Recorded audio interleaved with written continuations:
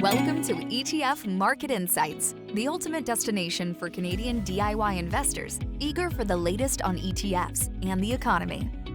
Join us every week for timely insights and actionable strategies, all brought to you by BMO ETFs and our experienced panelists. Don't forget to subscribe, and let's jump right into today's episode. Welcome back to ETF Market Insights. I'm Erin Allen with BMO ETFs, and this week we're going to unpack S&P Dow Jones Indices' latest research titled Heroes in Haystacks: Index Comparisons for Active Portfolio Performance, which really reaffirms the famous Aristotle quote that states the whole is more than the sum of its parts. The research found that, get this, a whopping 96.9% of 60/40 actively managed portfolios would have underperformed the equivalent blends of indexes over 10 years. So we're going to dive into this, get into it a lot deeper, but I think this report provides great support for the growing rise that we're seeing here in Canada in our asset allocation ETFs. Before we do get started, I want to just give a quick reminder that we are not providing any investment advice or recommendations today. As always, these videos are about information and education for investors. Joining me today is one of the authors of this latest report, Joe Nielsen. Joe's the head of specialists for the Index Investment Strategy Group at S&P Dow Jones. No stranger to the ETF Market Insights channel. Welcome back, Joe. It's great to have you. Thank you. It's always great to join you, Erin. So I'm pretty sure the last time we had you on, we were going over the results from the latest SPIVA report. And this is S&P's Index versus Active Performance Report, which you guys have been putting out for over 20 years, showing how often active managers beat their benchmarks, which, spoiler alert, is not too often. And this report sort of takes that a step further, looking at what happens when you combine active funds into a multi-asset portfolio. So, Joe, talk to us a bit about what initiated or sparked this research from your perspective.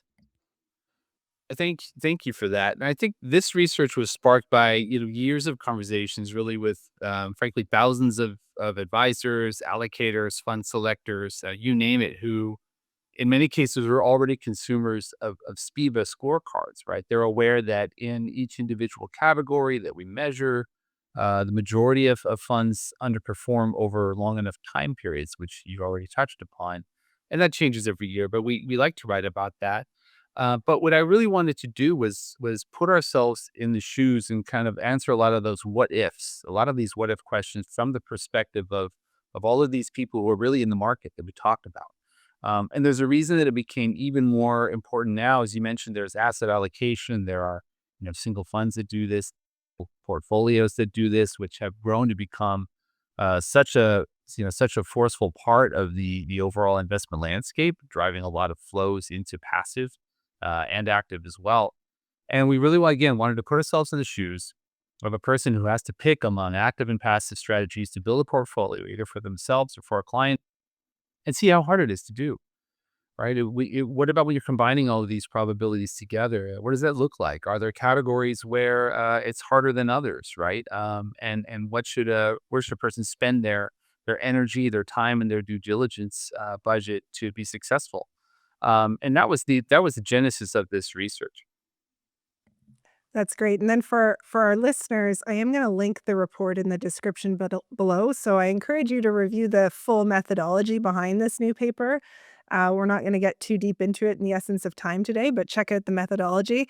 But Joe, I'm curious from your perspective, what were some of the considerations that I guess were most important in getting this methodology up and running?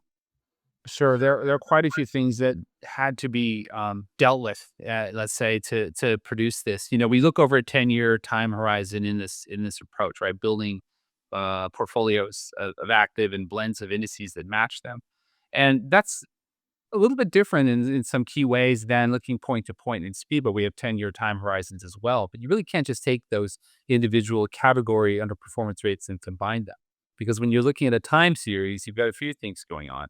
One is, I think one of the main ones is survivorship. How do we deal with that? Right? As many of your viewers and readers of our scorecards may know, there are quite a lot of active funds that fail to survive a full 10-year period. In some cases, it gets close to 40 or 50%. So, from a portfolio perspective, we had to decide how to treat those events. In SPIVA, it's easy enough to say that that fund underperformed, which is the reason that they closed, and we treat them that way.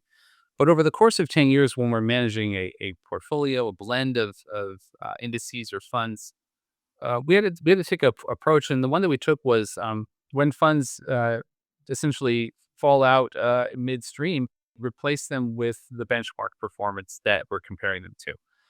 We felt that was more than fair. But again, putting yourselves in the position of a portfolio builder, one of your managers closes, it takes time to find a new one. And so what we actually find in practice is many people do go to an index strategy, at least for the near term. But we know from SPIVA that for the remainder of the 10-year period, that will guarantee that they're not underperforming. So in essence, it's a bit of a nod and a tilt toward being generous to the active portfolio by replacing a dead fund with the benchmark.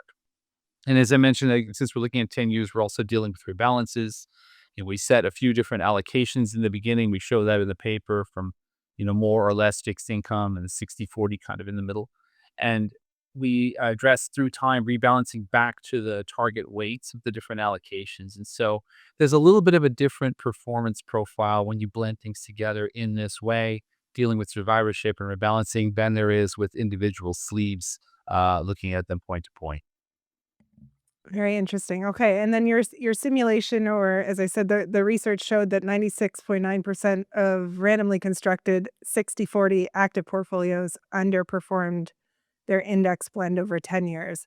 This rate is seemingly, quite a bit higher compared to individual fund categories, which we've reviewed on this channel before in the latest SPIVA reports. That's a big number. So what does this new report reveal sort of about the challenges of active allocation? Sure. I think that there's a simple mathematical example I'll show you in a minute, but also just thinking about this intuitively, some people might assume that if you have categories where there's majority underperformance, but you diversify and pick managers from all different aspects of the allocation, you might do better. They might balance each other out. In reality, we find that almost 97% underperformance rate of our portfolio blends is higher than almost all of the parts, so some of the parts, as you say. And you think about it, we have 9 different sleeves in this example that we produce, 9 different categories. If you had 9 coins and you're trying to flip heads on all of them, that probability is 1 in 512, right? It's you can see how these anything that starts to compound over time and you have greater than half chance. And so mathematically, it wasn't terribly surprising, but it was interesting to see the performance difference, right? When we compare a blend of the benchmarks to a portfolio of active, in the 60/40 case, the difference was a little over 1% per year in total performance, right? And so it's hard to pick winners within and across these categories. And that number tells us that even when there are funds in that allocation that have performed well, they don't necessarily have enough outperformance to outweigh the others. And then, while it shows that underperformance is, almost universal over 10 years, the short-term picture varied across different allocations, some periods favoring active equity managers. What do these sort of short-term dynamics tell us, I guess, about the risks of timing and allocation decisions when building a multi-asset portfolio? Sure, timing is always hard. You definitely touched on that. I think from a multi-asset perspective, again, you're referring to some of the exhibits where we show over the beginning of that 10-year period, there's a wide range in performance among these portfolios. And by the way, the readers can find that we ran literally millions of simulations using some different adjustments along the way to narrow down on these results. And what we find is that a lot of the performance or lack thereof is driven by the macro environment, right? I think that the spreads we see in portfolio performance are largely due to the allocations, how much fixed income versus how little, how much international versus domestic, et cetera. And those are less about the managers than they are about the environment that they're in when we started that 10-year period at the end of 2014 to go through the end of 24. But as you pointed out, over time, these underperformance rates within these portfolios start to really converge. The asset allocation matters less over the long term as the gyrations of the market come into play up and down. And it really becomes more about the surviving managers tending to converge more and more toward the benchmarks and those portfolios being less different from each other over time. And so, again, I think that points to the difficulties of fund selection over a long-term and a short-term period. We certainly think it would be just as difficult, if not more, to try to pick different managers throughout time and outperform that way. It does point toward a more stable, blended index approach being the winner over the long term. And I do think it's important to note that while, most of the active portfolios underperformed, their volatility was sometimes lower. And I think that was especially the case in the portfolios with a heavier bond allocation. So from your perspective, does that suggest that active managers are particularly adding value in the bond side of the portfolio, or what is this telling you? Well, it is interesting when we dive down into it, and you're exactly right. We show some kind of efficient frontier type of charts where you can see that the 1090 portfolio, for example, which is only 10% equity and 90% fixed income, has slightly less volatility annualized than the index blend does. Now, it's only about 10 basis points, but it's lower. So that's showing you that in the aggregate, those bottom managers are slightly reducing risk compared to the benchmarks we're comparing them to. Now, the flip side of that is for that reduction in risk, there isn't also an increase in performance. So from a risk adjusted performance perspective, it still isn't leaning toward, active being the winner there. But there's an interesting dynamic at play alongside that. One of the iterations we did in this paper, and the way to walk through the paper is to think about a manager trying to make these decisions, trying to decide on funds. What if I do this? What if I do that? We thought one thing we could do is, what if I only picked from funds that were in the top quartile at the point that I'm making the selection, right? And we did a scenario where we looked back 5 years previously, selected only the top quartile funds, and used those in our randomizations, right? So, as a rational person would do, you pick from those who are successful in the past. What I think was striking was that, especially in the fixed income heavy allocations, the risk increased dramatically, and the performance was definitely down.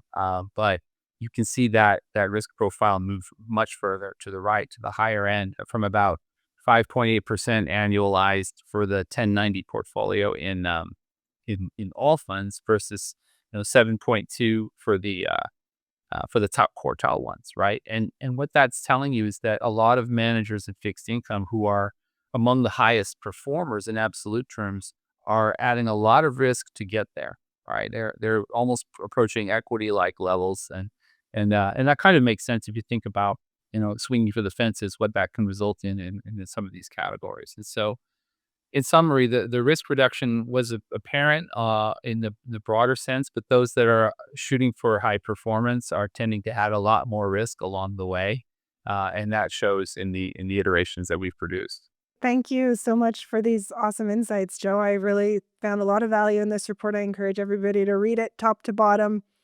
And I do think it really ties nicely with what we talk about a lot on this channel when it comes to asset allocation ETFs.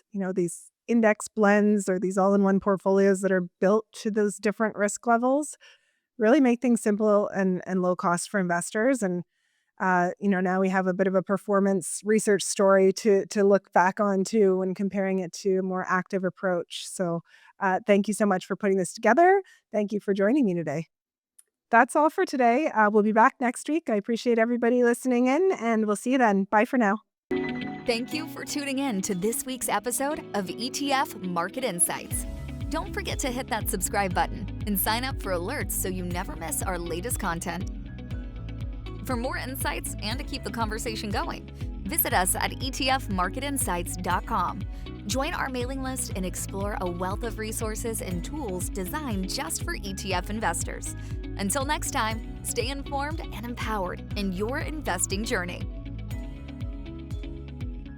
This session is for informational purposes only. Any reference to a particular company or product is for illustrative purposes only and should not be considered as investment advice or a recommendation to buy or sell.